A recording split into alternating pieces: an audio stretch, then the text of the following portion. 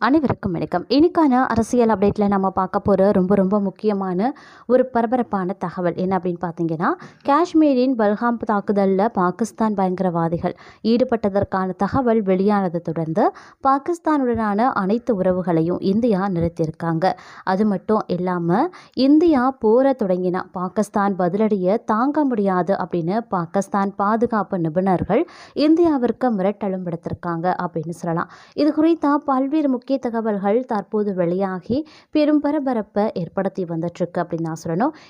இந்த விஷயம் குறித்த முழுமையான பின்னணி தகவலை இன்னைக்கு வீடியோவில் நாம் தெரிஞ்சுக்க போகிறோம். ஸோ இந்த பதிவு உங்களுக்கு மிக பயனுள்ள விகிதத்தில் இருக்கும். வீடியோவை ஸ்கிப் பண்ணாமல் கடைசி வரைக்கும் பாருங்கள். வீடியோக்குள்ளே போகிறதுக்கு முன்னாடி இது வரைக்கும் நீங்கள் நம்ம சேனலை சப்ஸ்கிரைப் பண்ணல அப்படின்னா உடனே சப்ஸ்கிரைப் பண்ணிக்கோங்க. அப்படியே பக்கத்தில் இருக்கக்கூடிய நோட்டிஃபிகேஷனுக்கான பெல் பட்டனையும் ப்ரெஸ் பண்ணிக்கோங்க. சரி நேர்களே, வாங்க வீடியோக்குள்ளே போகலாம். காஷ்மீரின் பல்காம் தாக்குதலில் பாகிஸ்தான் பயங்கரவாதிகள் ஈடுபட்டதற்கான தகவல் வெளியானதை தொடர்ந்து பாகிஸ்தானுடனான அனைத்து உறவுகளையும் இந்தியா நிறுத்தியிருக்காங்க.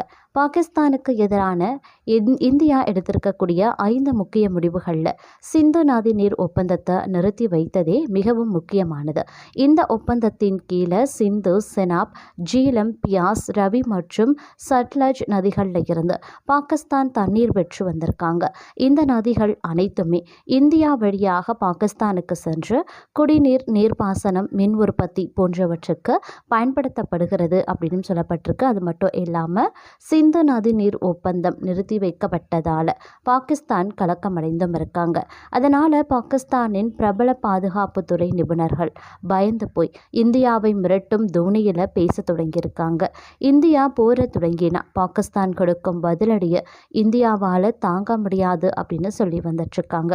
பாகிஸ்தானின் டிவி சேனல் ஒன்றில் பேசிய பாகிஸ்தான் பாதுகாப்பு ஆய்வாளர் தாரிக் ரஷீத் என்ன சொல்லியிருந்தார் அப்படின்னா, நான் ஒரு ஆப்ரேஷன் மேலாளராக இருந்தபோது இந்தியாவில் இருந்து ஒரு குண்டு வந்தால் பதிலுக்கு 10 குண்டுகளை போடுங்க அப்படின்னு எங்களுக்கு உத்தரவிடப்பட்டது.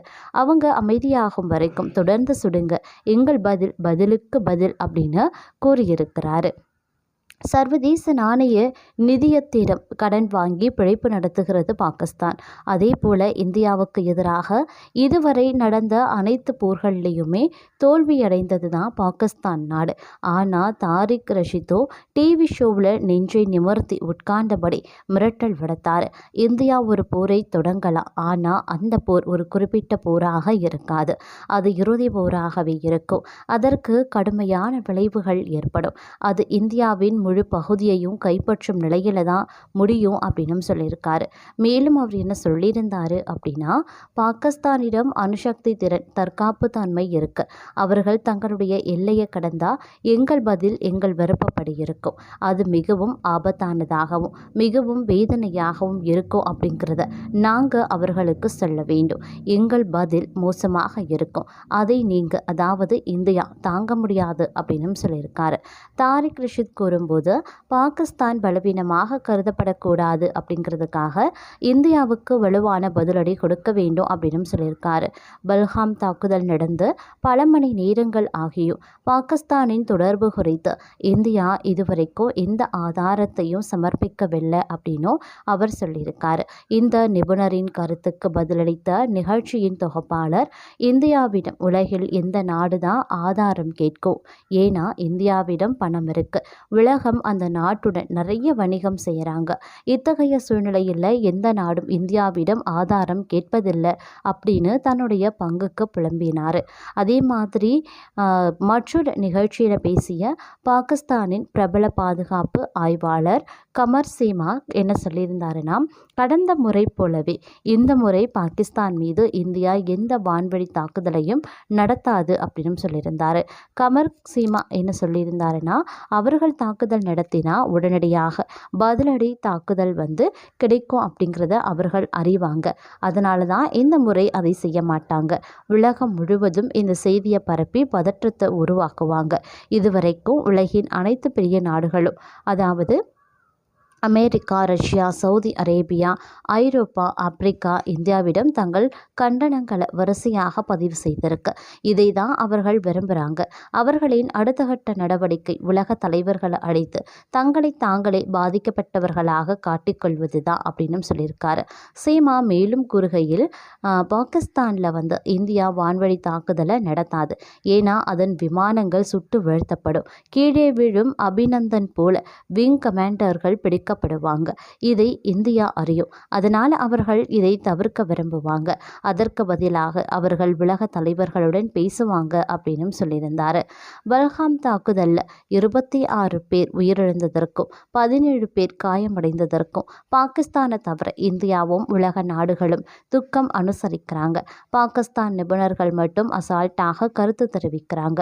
சிந்து நதி நீர் ஒப்பந்தத்தை நிறுத்தி வைப்பதற்கான ஒரு சாக்கு போக்கு தான் பல்காம் சம்பவம் அப்படின்னு சொல்கிறாங்க. முன்னாள் பாகிஸ்தான் எம்பி முஷாத் ஹிசைன் சயீத் என்ன சொல்லியிருந்தாரு அப்படின்னா, சிந்து நதி நீர் ஒப்பந்தத்தை நிறுத்தி வைக்க பஹ்லாம் தாக்குதலை இந்தியா ஒரு சாக்கு போக்காக பயன்படுத்துது. ஏன்னா இந்த சதியின் மூலம் பாகிஸ்தான் மீது அழுத்தம் கொடுக்க இந்தியா விரும்புகிறது அப்படின்னு சொல்லியிருக்காரு. சிந்து நதிநீர் ஒப்பந்தம் இந்தியாவுக்கும் பாகிஸ்தானுக்கும் இடையிலான ஒரு இருதரப்பு சர்வதேச ஒப்பந்தம் அப்படின்னு அவர் கூறியிருக்காரு. மோடி அரசு பாகிஸ்தானுக்கு தண்ணீர் தருவதை நிறுத்தினா அது சர்வதேச சட்டங்களை மீறியதாக கருதப்படும். அது ஒரு போர் போன்றதாகவே இருக்கும் அப்படின்னு அவர் கூறியிருக்கார். அத்துடன் பாகிஸ்தானுக்கு எதிராக இந்தியா சுமத்தும் பொய்யான குற்றச்சாட்டுகள் குறித்து ஐக்கிய நாடுகள் சபையின் பொதுச் செயலாளர்களுக்கு தெரிவிக்க வேண்டும் அப்படின்னு அவர் சொல்லியிருக்கார். சிந்து நதி ஆசியாவின் மிக நீளமான நதிகளில் ஒன்றுங்க. செனாப், ஜீலம், பியாஸ், ரவி மற்றும் ஜட்லஜ் ஆகியவை அதன் துணை நதிகள் அப்படின்னு சொல்லலாம். இந்த நதிகள் தீபத்தில் இருக்கக்கூடிய மானசரோவர் ஏரி, இமாச்சல பிரதேசத்தில் இருக்கக்கூடிய லாஹவுல் ஸ்பிரிதி, ரோக்ஹாண்டன், கணவாய் ஆகியவற்றில் இருந்து உருவாகி ஜம்மு காஷ்மீர் வழியாக பாகிஸ்தானுக்கு போகுது. 1960 உலக வங்கியின் உதவியுடன் சிந்து நதிநீர் பங்கீடு தொடர்பாக இந்தியாவுக்கும் பாகிஸ்தானுக்கும் இடையில் சிந்து நதிநீர் ஒப்பந்தம் கையெழுத்தாகியிருக்கு. ஆனால் இந்த ஒப்பந்தம் சர்ச்சைகள் நிறைந்ததாகவே இருந்திருக்கு. நதிகள் இந்தியாவில் இருந்து பாகிஸ்தானுக்கு பாயுது. இதனால் இந்தியா நதிகளின் நீரை நிறுத்திவிடும் அப்படின்னு பாகிஸ்தான் எப்போதுமே அஞ்சிருக்காங்க.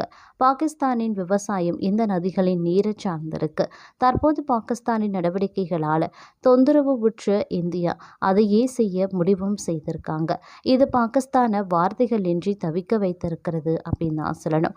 அது மட்டும் இல்லாமல் காஷ்மீரில் பல்காம் பகுதியில் நடைபெற்ற பயங்கரவாத தாக்குதலில் 26 பேர் உயிரிழந்ததை அடுத்து இந்தியா பாகிஸ்தான் மீது கடுமையான நடவடிக்கைகளை எடுக்கப் போவதாக ஏப்ரல் 23 இரவு 9:15 மணிக்கு மத்திய வெளியுறவுத்துறை செயலாளர் விக்ரம் செய்தியாளர்கள் சந்திப்பு மூலம் இந்திய மக்களுக்கும் பாகிஸ்தானுக்குமே தெரிவித்திருக்கிறார். இந்த அறிவிப்பில் பெரும் பிரச்சனையாகவும் அதிர்ச்சியாகவும் பார்க்கப்பட்டு வருகிறது அப்படின்னு தான் சொல்லணும்.